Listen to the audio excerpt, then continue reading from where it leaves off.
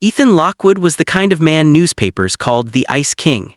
Billionaire CEO of Lockwood Enterprises, widower for 3 years and father to a 7-year-old boy named Noah. He was powerful, brilliant, and respected, but lonely. Ever since his wife, Claire, died in an accident, his heart had built walls no one could climb. Noah, on the other hand, was the sunshine Ethan lived for, but even Noah had grown quieter over the past year. Teachers said he rarely smiled. The child psychologist said he needs a mother figure again. Ethan resisted at first, but one evening after seeing Noah sitting by the window clutching his late mother's photo, whispering, "I miss you, Mommy," Ethan broke down. So he made a decision, one only a billionaire could make. He invited 5 of the most eligible, beautiful, and successful women in the city to his mansion for an elegant dinner. Each of them was charming, polished, and ambitious. They knew what the dinner meant, the chance to win the heart of one of the world's most powerful men. But Ethan wasn't the only one deciding. He wanted Noah to choose. "You'll pick who makes you feel most like home," Ethan told him gently. Noah nodded, his big brown eyes thoughtful. That evening, the mansion shimmered with chandeliers and music. The women arrived, draped in glitter, laughter, and pride. They smiled at Ethan, but their eyes often flickered toward the little boy who clung to his father's arm. One by one, the women tried to impress. One brought him a diamond-studded toy car. Another promised him trips around the world. A third leaned close and whispered about expensive schools and private tutors. Noah smiled politely, but something about their voices felt empty, like they were performing, not caring. He missed the way his mom used to kneel down to his height and look into his eyes like he mattered more than anything. And then, while Ethan was busy greeting guests, Noah noticed her. At the far corner of the room, a waitress was carefully placing glasses on a tray. Her black uniform was faded, her hands trembling slightly. When one glass slipped, it shattered, drawing everyone's attention. Gasps, a sneer from one of the women. "How clumsy," she murmured. The waitress bent down immediately, cheeks red, trying to clean the shards with a napkin, but a small cut appeared on her finger. Noah's eyes widened. He ran to her, pulling a tissue from his pocket. "You're hurt," he said softly. The waitress looked up, startled, her eyes soft, brown, tired but kind, met his. "Oh, sweetheart, it's just a scratch, thank you," she whispered, smiling faintly. That smile, it reminded him of his mom. Later that night, when Ethan called Noah to him, asking, "So, buddy, who do you think could be a good mom?" Everyone leaned forward, confident. But Noah stepped away, walked past the elegant women, and pointed straight toward the waitress. "I want hers." A stunned silence. The women exchanged looks of disbelief. One laughed nervously. He must be joking," another said. Ethan blinked, taken aback. "Son, she's just a waitress." Noah frowned. "She's kind. She smiled like Mommy used to." The waitress froze, her eyes glistening. She hadn't meant to stand out. She was just trying to earn enough money to pay her rent and buy food for her sick mother at home. Her name was Lily Evans, 26 years old, quiet, humble, struggling, but with a heart full of love.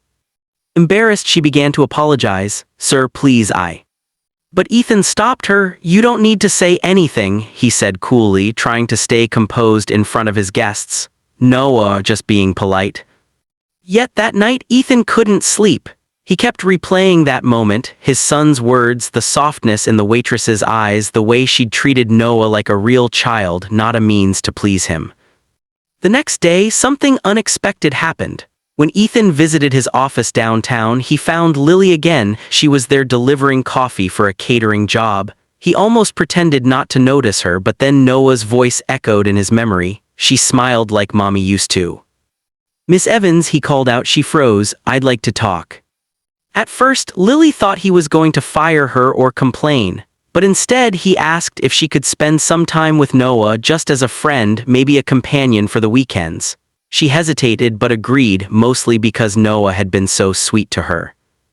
Days turned into weeks. Lily began visiting their mansion every Saturday. She read Noah stories, baked cookies with him, helped him plant flowers in the garden.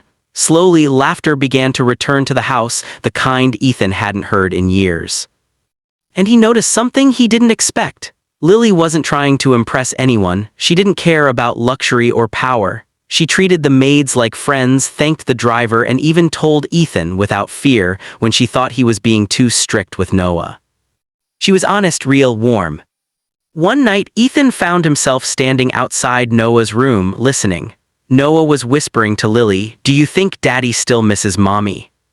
"Yes," she said gently, "but he's learning to smile again because of you." Ethan felt something in his chest break open. For the first time in years, he cried not out of grief but gratitude. But their peace didn't last. When the media found out the billionaire CEO was spending time with a waitress, the tabloids exploded. Lockwood dating a commoner, from mansion to cafe girl. The company's board members weren't happy. Investors panicked. And those same 5 women who once smiled at Ethan now whispered poison into his ear.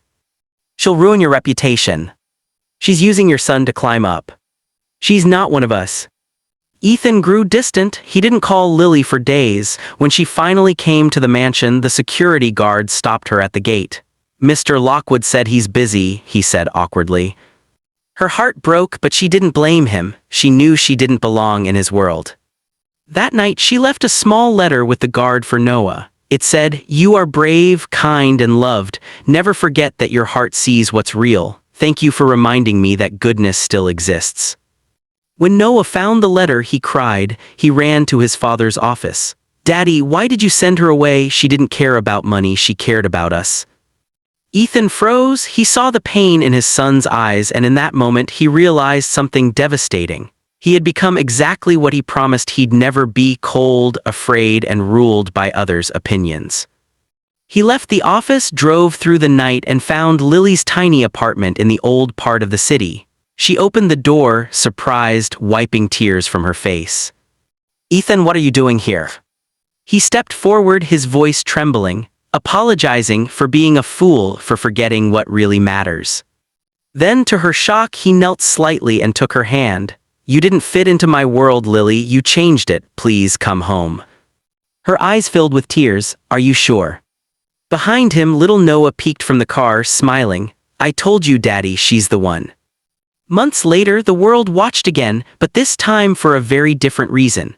The billionaire who once cared only for power married the waitress who taught him how to love again.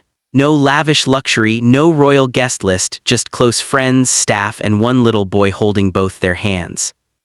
And as they walked down the aisle, Ethan whispered to Noah, "You chose better than I ever could." Noah grinned. "I just chose the one who felt like home."